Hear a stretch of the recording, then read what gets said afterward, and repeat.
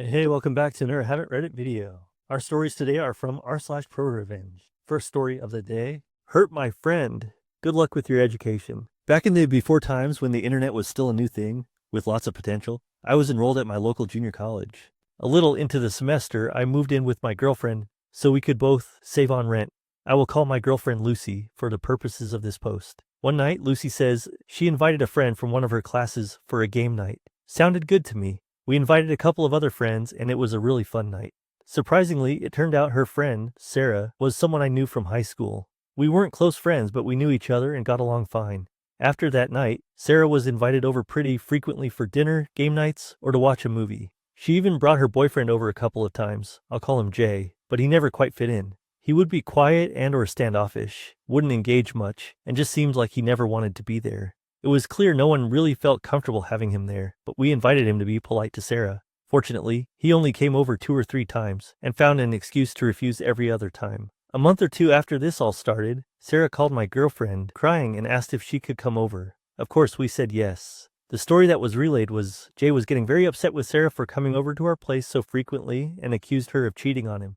She never clarified if he thought she was cheating with me, Lucy, or both, but any option was ridiculous and never happened. But he confronted her and started verbally assaulting her, calling her all kinds of nasty names. At one point, she tried to walk past him to leave, and he shoved her back. This caused her to trip over a coffee table, fall, and get a huge bruise on her butt and lower back. Lucy told me about the bruise as Sarah had shown her, so I didn't see it for myself. Sarah swore up and down that he had never physically assaulted her before, and she believed it was just an accident. But I was pissed. I wanted revenge. You don't mess with my friends, and you don't assault women. I wanted to beat the crap out of him, but while I'm a very big guy, I've never been in a fight and am not a violent person. But a revenge plan formed in my mind. At the time, I was working in the administration building of the school as a student employee. As part of my job, I could access anyone's student records, their fees, and their class schedule. The date was fast approaching. That was the last possible day to drop or add classes without penalty or specific permission, so I looked Jay up in the system, got his student identification number and the other information that I needed, and put my plan into motion. On the last day to change schedules, I used the dedicated enrollment phones in the administration building. Internet class scheduling wasn't a thing that was set up yet, and canceled all of his classes. Not only that, but I went through and added every class I could find that had a course fee. If you owed a debt at the school, you couldn't get copies or your transcripts or anything else. Something that I didn't mention was that Jay was a foreign student and couldn't stay in the country if he wasn't enrolled with a certain number of units. I wish I could give more information about the fallout, but as I didn't want to get this traced back to me, I didn't tell anyone, nor did I pull up his records again for quite a while. I did get a little payoff, though. Sarah was really worried about seeing him again. She had broken up with him the night after he pushed her, as they had an English class together on Tuesdays. She said that on Tuesday he was there, but there was also someone new standing in the class. He was standing because there weren't enough seats. The teacher, seeing that there were more people than should be held roll. And guess who wasn't on it? You're right, it was Jay. Apparently after I dropped all his classes, someone on the wait list got in. Jay tried to argue with the teacher, but as Teach had the official class roster and Jay wasn't on it, there was nothing he could do. Sarah said she never saw Jay in that class again. I don't know much more about what happened. Lucy and I eventually broke up, so I didn't see Sarah very often after that. After a while, I did look up Jay's class schedule, and all of the classes with course fees were gone, but he didn't have any other classes on the books either. I wanted to assume he was kicked out of school, but I didn't try to confirm it. Either way, Sarah didn't have to have a class with him, and while he probably deserved more, he was definitely inconvenienced and possibly kicked out of school. Sometimes I worry I was too harsh, but then I remember that he deserved it. Mess with me, but not my friends. Top comment. This is definitely pro-revenge if Jay was kicked out of the country. OP responds, I can only hope. Someone else responds, if it's clear that his information was compromised, they probably made a new student account and just zeroed out the old account balance. International students pay the highest tuition prices usually, so colleges have dedicated departments to ensure that they are taken care of. He would not be on his own in this situation. OP responds, that actually makes a lot of sense. Hadn't thought about that. Though this was the mid-90s. Someone says, nice work from the shadows. Next top comment says, definitely pro-revenge OP. Unfortunately, you're telling a story to a bunch of people who couldn't fathom an existence without a mini-computer disguised as a phone in their hands at the ready. This story was very plausible during the time mentioned. We had to wait in lines, A to E and F to J, etc. to register for courses. The person at the end of the line had a computer and printed your schedule off for you, but few regular people had computers in their home. There was no reason not to trust that the printed schedule in front of you was accurate. You simply showed up for class. I worked in the transcripts office as a student worker back in the late 90s.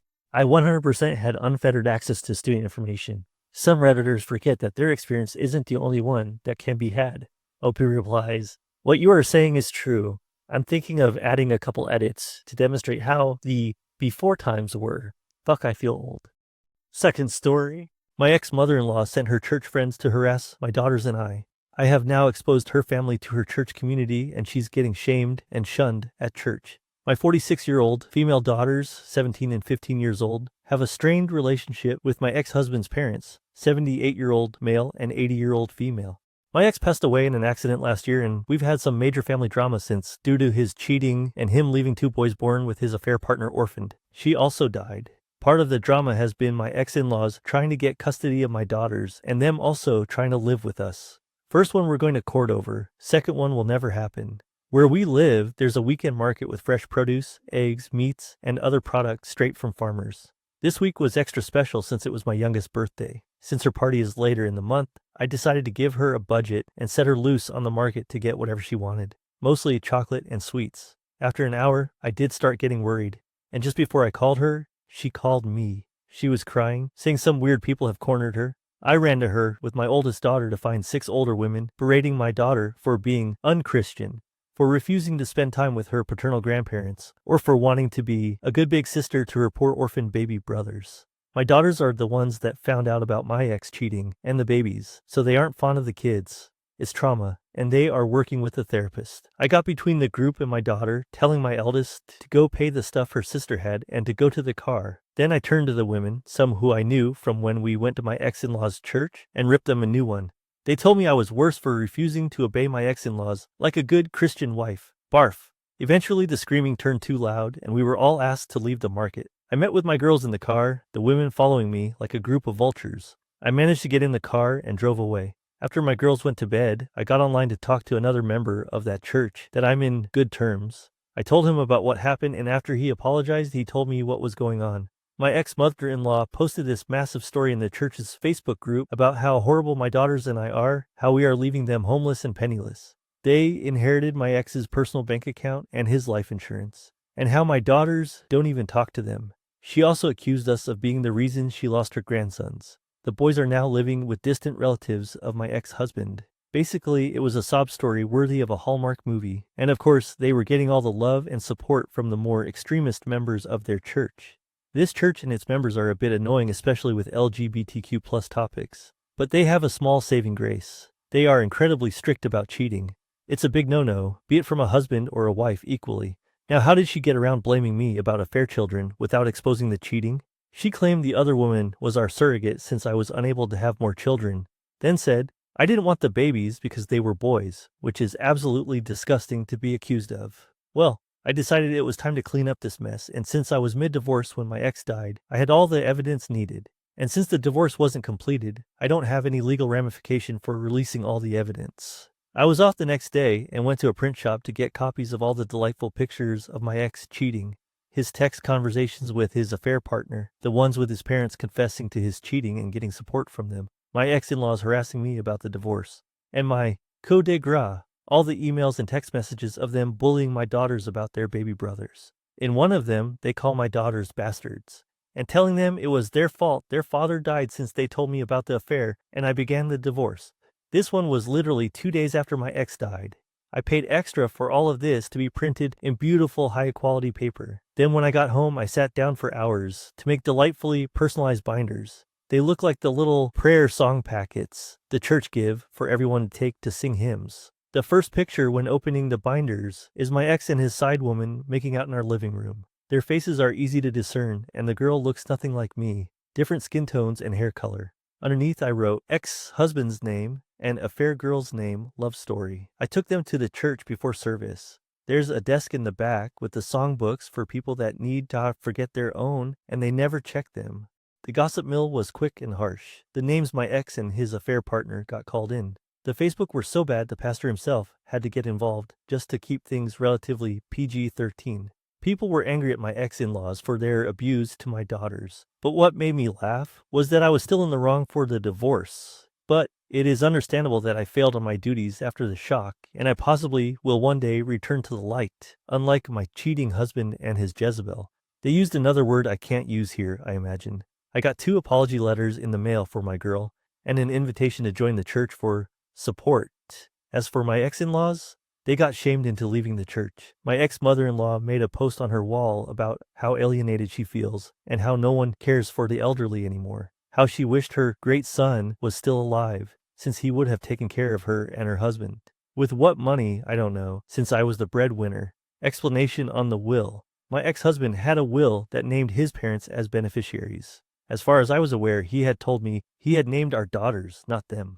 I never pushed for me to be the beneficiary, as my own will has my daughters as the beneficiaries, not him. Top comment says, hitting religious zealots with proof of hypocrisy is always hilarious. The others will immediately exile them as the public Christian image is too important. Someone replies, a bunch of old religious women accosting children in a market and shaming them in the name of their religion? This is just straight up fucking Handmaid's Tale shit. America is so broken. The whole story is insane. But the OP doesn't even seem to grasp just how utterly broken society has become to allow this 15th century garbage in the first place. Someone responds, hey, I had a 7 to 8-year-old kid start proselytizing at me in the supermarket produce section. His mother was just sort of keeping an eye on him. I was not overly polite in my dismissal. These people are oblivious to anything but themselves. Second comment says, so fun fact, somebody did a study of estranged parent forums and estranged grown-up children forums to compare and contrast the attitudes therein. The adults always post vague stories and emphasize the emotions they are feeling, e.g., child won't talk to me and this makes me feel bad. The children post evidence, e.g., this is why I don't speak to my parents, post screenshotted email chain. Someone responds, it's called missing reasons, and it's disturbingly accurate for a lot of people. Yeah. My jaw dropped at them suing you for permanent custody and also wanting to move in with you. How fucking disconnected from reality must they be? OP responds, they've gotten really bad since my ex died, to be honest. I don't know if it's grief or something else. Final story of the day. The Homeowners Association president's long goodbye, posting on behalf of a friend who isn't on Reddit. This is for you, Jake. When I moved into my suburban neighborhood, I expected peace and quiet. Instead, I walked into a petty dictatorship run by our HOA president, Todd. Todd was the worst kind of leader, the kind who loved power but hated accountability. He enforced ridiculous rules, like fining people $200 for leaving their trash cans out a minute past 9 a.m., but blatantly ignored the rules when it suited him. His own yard was a mess of unpermitted structures, and his fence was taller than allowed by city ordinances. But Todd's true sin? Using the HOA as his personal piggy bank. At first, I tried reasoning with him. My fence was slightly off color because the approved stain wasn't available, and he fined me $500. I explained, provided receipts, and asked for leniency. Todd smirked, said, rules are rules, and walked away. That's when I decided I would take him down, not with screaming or public arguments, but methodically, legally, and in a way he'd never recover from. Step 1. Become the inside man. Todd's first mistake was underestimating me. I volunteered for the HOA board under the guise of wanting to get involved in the community. I played the part of the eager, naive newbie perfectly. For 2 years, I attended every meeting, quietly observing how Todd operated. I learned he controlled the board by bullying other members and burying them in paperwork. He'd push through votes when only his allies were present and conveniently lose paperwork submitted by dissenting homeowners. I kept my head down, took detailed notes, and waited. My goal was to outlast his term as president so I could begin making changes. Then I discovered Todd's second mistake. He wasn't just a bully, he was a thief. Step 2. Follow the money. Todd loved to brag about how he kept the HOA's finances in order, but something didn't add up. The annual HOA fees were high, much higher than in similar neighborhoods, but the common areas were falling apart. The pool was closed half the summer due to maintenance issues, and the landscaping looked like it hadn't been touched in months. I started digging. As the HOA treasurer, Todd had access to all the accounts, but he was notoriously cagey about sharing financial details. I asked for the budget during a meeting, and Todd laughed it off, saying, don't worry, I've got it under control. I filed a formal request for the financial records, which, under HOA rules, he was required to provide. Weeks went by with no response. That's when I started talking to neighbors. Turns out, I wasn't the only one suspicious. Over a dozen homeowners had requested access to the budget over the years, only to be ignored. One neighbor claimed Todd had used HOA funds to install a new patio at his house, while another swore he'd seen Todd's kids at the community pool during its maintenance closure. Armed with these suspicions, I filed a formal complaint with the HOA board, forcing Todd to provide the records. He stalled, but I wasn't backing down. Step 3. Build the case. When Todd finally handed over the financial documents, they were a mess. Invoices were missing, payments were mislabeled, and some expenses were downright bizarre. A $15,000 landscaping fee paid to a company that didn't exist. Thousands spent on administrative costs with no explanation. I cross-referenced the HOA's bank statements with public records and found the smoking gun. Todd was funneling money to his personal accounts. Even better, I discovered Todd had been inflating contractor fees, pocketing the difference, and splitting the profits with his buddy, a shady contractor who handled most of the HOA's maintenance. I compiled everything into a detailed report, complete with spreadsheets, photos, and notarized statements from neighbors who had seen Todd's antics firsthand. Step 4. The coup. I waited for the annual HOA meeting, which was typically a snooze fest attended by only a handful of homeowners. But this time, I made sure people showed up. I spent weeks knocking on doors, explaining what Todd had been up to. I didn't share everything, just enough to get people angry and curious. On the night of the meeting, the room was packed. Todd started the meeting like usual, droning on about how difficult it was to manage the HOA and how much he'd sacrificed for the community. That's when I stood up. I calmly asked if he could explain some discrepancies in the budget. Todd laughed nervously and said, "I don't think this is the time or place." I replied, "Actually, Todd, it's the perfect time." I handed out copies of my report to everyone in the room. The mood shifted instantly. People started reading, whispering, and then shouting. Todd tried to regain control, but it was too late. I called for a vote to remove him as president. By the end of the night, Todd was out. Step 5. The final blow. After Todd was removed, we hired an independent auditor to go through the HOA's finances. They confirmed everything. Todd had embezzled over $50,000, mismanaged tens of thousands more, and committed multiple counts of fraud. We reported him to the police and filed a civil lawsuit to recover the stolen funds, but it didn't end there. Todd's shady contractor, Buddy, was also exposed and banned from doing business in the county. Todd had to sell his house to pay restitution and legal fees. His name became a running joke in the neighborhood, and no one would touch him professionally. With Todd gone, we restructured the HOA to prevent another dictator from taking over. We implemented term limits, required multiple board members to approve financial decisions, and created an online portal so all homeowners could access budgets and meeting minutes. The aftermath. Every time I walk past Todd's old house, now owned by a lovely family, I smile. The pool is open, the landscaping is beautiful, and the HOA fees are lower than ever. Todd, meanwhile, moved to a neighboring town, where he reportedly tried to join another HOA board, only to be laughed out of the room when someone Googled his name. Justice wasn't just served, it was plated, garnished, and savored. Todd comment says, "How did Todd end up avoiding prison?